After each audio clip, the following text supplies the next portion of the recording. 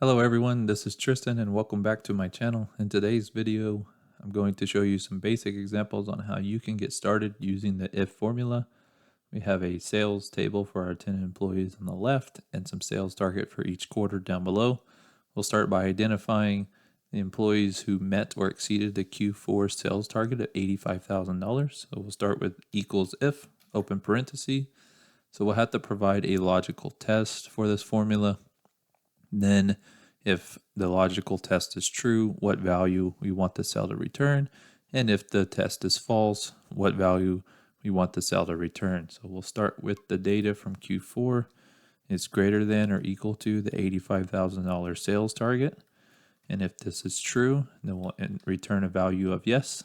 If this is false, then we'll return a value of no, close parenthesis, and hit enter to complete the formula.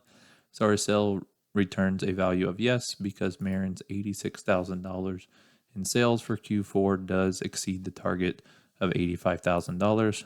We'll copy that down for the rest of our team members.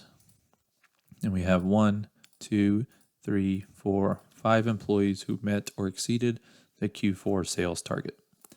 We'll do the same for yearly sales. So this time we'll take total sales is greater than or equal to the $175,000 target.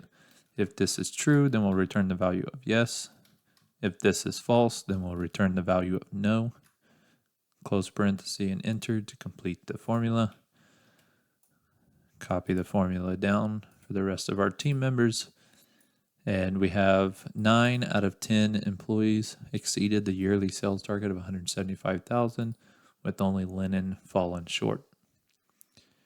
Next, we'll use a nested formula to see which employees met both the Q4 target and the yearly sales target. So we'll start with equals if. And instead of just clicking on a value, we're going to start with the formula and open parentheses. So we're going to provide as many logical tests as we would like. In this instance, we're going to provide 2. So if the employee met the Q4 sales target, so if our example equals yes, comma, then our next logical test would be our yearly sales target. If this one equals yes, then we'll close the parentheses so that'll complete the and portion of the formula, comma. So if the employee met the Q4 sales target and the yearly sales target, then we want to return a value of yes. If they did not, then we want to return a value of no. Close parenthesis, hit enter. We'll copy this down to the rest of our team members, and we have 1, 2, 3, 4, 5 employees who met both the Q4 sales target and the yearly sales target.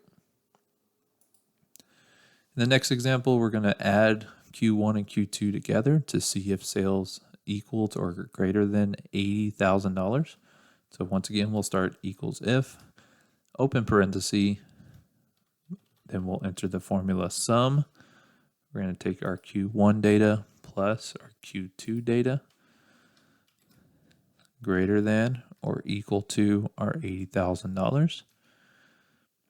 And if this is true, we're going to return yes. If this is false, we'll return no. Close parenthesis and enter. And we'll copy that formula down to the rest of our team members. And we have 1, 2, 3 employees who had sales of $80,000 for Q1 and Q2 combined. If you found this video helpful, smash that like button and consider subscribing to the channel.